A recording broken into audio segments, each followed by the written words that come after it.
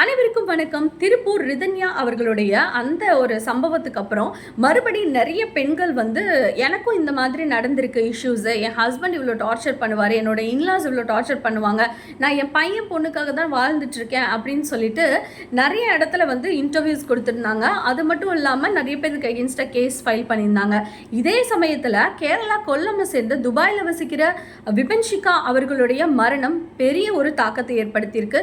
ஏன் அப்படின்னா அவங்க தன்னோட 1.5 வயசு குழந்தையோட சேர்த்து தற்கொலை பண்ணிக்கிறாங்க. ஸோ இதுக்கான காரணம் என்ன அப்படின்னா அவங்களோட ஹஸ்பண்டோட டார்ச்சர். ஸோ அவர் வந்து ரொம்ப அளவுக்கு அதிகமாக, நீங்கள் நிறைய பேர் பார்த்துருப்பீங்க அந்த நியூஸ் வந்து ரொம்ப பெருசு. நான் அதை பற்றி இன்னும் பேசினா வீடியோ லென்த்தாக போயிடும். நீங்கள் அந்த வீடியோ அவங்கள பற்றின இன்ஃபர்மேஷனை நீங்கள் தயவு செஞ்சு சர்ச் பண்ணி கூட நீங்கள் பாருங்கள். அதில் முக்கியமான விஷயம் என்ன அப்படின்னா, தன்னை விட, அதாவது அவங்க வீட்டில் எல்லாரும் பிளாக்காக இருப்பாங்களாம், ஒய்ஃப் வந்து அவங்க வந்துட்டு ஒயிட்டாக இருக்காங்க, அழகாக இருக்காங்கன்றதுக்காகலாம் யாராவது டார்ச்சர் பண்ணுவாங்களாங்க? அப்போ நீங்கள் பார்த்து கல்யாணம் பண்ணும்போது அதே மாதிரி கருப்பாக இருக்க பொண்ணாக பார்த்து நீங்கள் கல்யாணம் பண்ணியிருக்கலாம்ல. ஸோ இது வந்து ஒரு சின்ன விஷயந்தான் இதில். ஸோ இதுக்காக அவங்களெல்லாம் நிறைய டார்ச்சர் பண்ணியிருக்காங்க. அவங்க வந்து நிம்மதியாகவே இல்லை, எனக்கு வந்து இந்த உலகத்தை விட்டே போகிறேன், இந்த வாழ்க்கையை வேணாம் அப்படின்னு சொல்லிட்டு போயிட்டாங்க. இன்னும் எத்தனை ரிதன்யா, இன்னும் எத்தனை விபன்ஷிகா இது மாதிரி ஆகணும்? இதுக்கெல்லாம் வந்து காரணம் யார் தெரியுமா சொல்லுவேன்? ஆண் பிள்ளைகள் அப்படின்னாலே எல்லாரும் தலையில் தூக்கி வச்சு ரொம்ப கொண்டாடுற இந்த ஒரு காலகட்டத்தில் ஒரு ஆண் பிள்ளை பிறந்துட்டா ஆண் தான் வாரிசு, ஆம்பளை பையன், நீ ஆம்பளை பையன்டான்னு பிறந்த உடனேவே அந்த குழந்தைக்கு வந்து அந்த குழந்தை அழுவும். ஆம்பளை பையன் அழுவலாமா? குழந்தைங்க அதுக்கு என்னங்க தெரியும்? இந்த ஒரு விஷயம் நிறைய இடங்கள்ல கேட்டிருக்கேன். ஆம்பளை பையன்டா அழுவக்கூடாதுடா, அப்போ பொம்பளை பிள்ளை அழுதா பரவாயில்லையா? இன்னைக்கு வந்து இந்த மாதிரி நீங்கள் சொல்லி வளர்த்துறது தான் அவங்களுக்கு மனசில் ஆண் ஆதிக்கத்தை ஏற்படுத்துது. ஆம்பளை பையனா பெருசு, அப்போ பொம்பளை பிள்ளைங்கன்னா நமக்கு கீழே தான் அப்படின்ற ஒரு விஷயத்த குழந்தைங்களோட மனசில் நீங்கள் சின்ன வயசுல இருந்தே வந்து பதிக்கிறீங்க. இதில் முக்கியமாக இன்னொரு விஷயம் என்ன அப்படின்னா, நான் வந்து பெண்களும் ஆண்களும் ரொம்ப அப்படியே ஈக்குவல், ஏன்னா அப்படி சொல்ல மாட்டேன். அதனால அதே மாதிரி ஆண்கள்னால மட்டும்தான் பெண்களுக்கு பாதிப்பு ஏற்படுதுன்றதும் நான் சொல்ல மாட்டேன். ஏன் அப்படின்னா இதில் எல்லா விஷயங்களும் இருக்குது. ஆண்கள் பெண்களை விட வித்தியாசம் வந்து ஃபிசிக்கலி அவங்களுக்கு வந்து ஹெல்த்து, இது எல்லாமே வந்து டிஃப்ரென்ஸ் இருக்குங்க. டிஃப்ரென்ஸ் இல்லாமல் இல்லவே கிடையாது. ஆனால் ஏன் வந்து ஆண்களை மட்டும் அப்படி ரொம்ப வந்து பெருசாக இது பண்ணணும்? இதுக்கு இப்போ ரிதன்யா அவர்களுடைய அந்த மரணத்தில் அவரோட ஹஸ்பண்ட் வந்து பார்த்தீங்கன்னா 20 லட்சம் மாதம் வாடகை வாங்குறாரா, வாடகை மட்டும். ஆனால் அப்படி இருந்தும் அவருக்கு அது பத்தலை. அவருக்கு வந்து மாமனார் வந்து தொழில் வச்சு கொடுக்கணுமா, மனைவிக்கு வந்து இன்னும் வந்து நகை போடணுமா? அந்த 20 லட்ச ரூபாய் என்னங்க பண்ண போகிறீங்க மாதம் நீங்கள் அதை வச்சே வந்து எவ்வளவோ தொழில் பண்ணலாம்.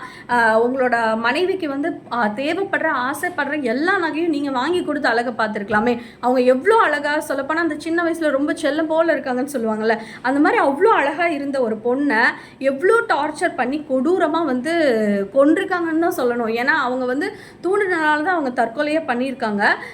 ஏன்னா இந்த மாதிரி விஷயங்கள், அந்த மாதிரி அந்த பையன் இருக்கிறதுக்கு காரணம் யாருன்னு பார்த்தீங்கன்னா அவங்க பேரண்ட்ஸ் தான். கண்டிப்பாக ஆண் பிள்ளையை பெற்ற பெற்றோர், இன்னும் ஃப்யூச்சரில் கல்யாணம் ஆகி ஆண் குழந்தைய பெற்றுக்க போகிற ஃப்யூச்சர் பேரண்ட்ஸ் எல்லாருக்காகவும் சொல்கிறேன், தயவு செஞ்சு ஆம்பளை பையங்களை ரொம்ப க்ளோரிஃபை பண்ணாதீங்க.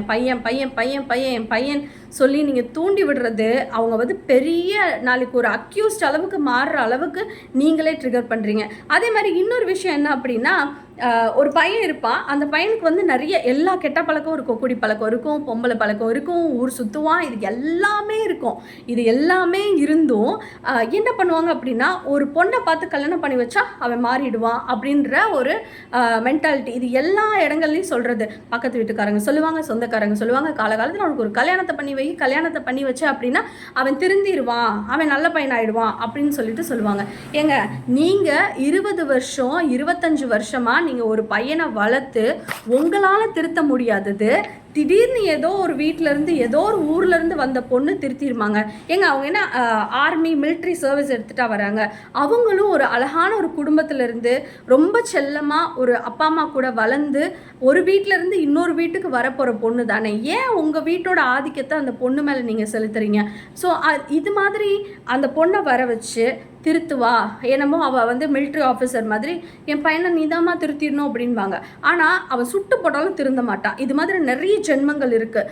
என்ன தான் இருந்தாலும் ஒருத்தங்களோட இயல்பை மாற்றவே முடியாதுங்க. ஒரு சிலர் வந்து மாற்றிக்குவாங்க, தன்னோட ஒய்ஃபுக்காகவும் தன்னோட ஃபேமிலிக்காக அப்படின்னு சொல்லி மாறுவாங்க. ஆனால் இப்போ இருக்கிற காலகட்டத்தில் இந்த ஒரு திமிரு, ஆம்பளை அப்படின்ற ஒரு திமிரு வந்து ரொம்பவே அதிகமாக நிறைய திருந்தாத ஆண்களுக்கு இருக்குது. நீங்கள் இதை வந்து எப்படி வேணாலும் இதை எடுத்துக்கலாம். நான் வந்து இது மாதிரி தவறு செய்கிற ஆண்களை மட்டும்தான் இதில் வந்து குறிப்பிடுறேனே தவிர மித்த ஆண்களை வந்து நிறைய ஆண்கள் வந்து ஒய்ஃபை நல்லா பார்த்துக்கிறாங்க, நல்லா வந்து ஒய்ஃபுக்கு சப்போர்ட்டிவாக ஃபினான்ஷியலாகவும் சரி ஒரு மாரல் சப்போர்ட்டாகவும் சரி இருக்காங்க. ஸோ அதெல்லாம் வந்து கண்டிப்பாக நம்ம பாராட்டணும். ஆனால் ஒரு சில ஆண்கள்னால பார்த்தீங்கன்னா இது மாதிரி பெண்கள் அதிக அளவில் பாதிக்கப்படுறாங்க. தயவு செஞ்சு இதனால் நான் என்ன சொல்ல வரேன்னா, பேரண்ட்ஸ் வந்து உங்கள் பசங்களை ரொம்ப வந்து பேராசை கொடுத்து வளர்த்தாதீங்க. வரதட்சணை வாங்கலாம்டா, பொண்ணு வீட்டிலேருந்து இவ்வளோ வாங்கிக்கலாம் அவ்வளோ வாங்கிக்கலாம். லாஸ்ட் வீடியோவில் நான் சொல்லியிருந்த மாதிரி தான், நீங்கள் எத்தனை வச்சுருந்தாலும் ஒரு நேரத்தில் ஒரு தட்டில் தான் சாப்பிட முடியும், ஒரு காரில் தான் போக முடியும், ஒரு பெட்டில் தான் படுத்து தூங்க முடியும். இந்த ஒரு விஷயத்த மைண்டில் வச்சுக்கோங்க. இதே வந்து இதோட தாக்கம் வந்து போக போக ஒரு பணக்காரங்க மட்டும் இல்லாமல் ஒரு நடுத்தர வர்க்கத்தில் இருக்கிறவங்களா இருந்தாலும் சரி, ஈவன் கேசஸ்லாம் வந்துருந்துச்சு. எங்கள் வீட்டில் 10 பவுன் போடுறேன்னு சொன்னாங்க, 5 பவுன் தான் போட்டாங்கன்னு சொல்லிட்டு எங்களை வந்து ரொம்ப டார்ச்சர் பண்ணுறாங்கன்னு கூட நியூஸ் வந்துருந்துச்சு. ஆனால் ஏங்க, உங்களுக்கு கை கால் இருக்குது, கடவுள் நல்லபடியாக ஒரு கை காலை கொடுத்துருக்காரு, நல்ல அறிவை கொடுத்துருக்காரு. அப்படி இருக்கும்போது நீங்கள் போய் சுயமாக சம்பாதிச்சு உங்கள் ஒய்ஃபுக்கோ உங்கள் பிள்ளைங்களுக்கோ செய்யலாம்ல.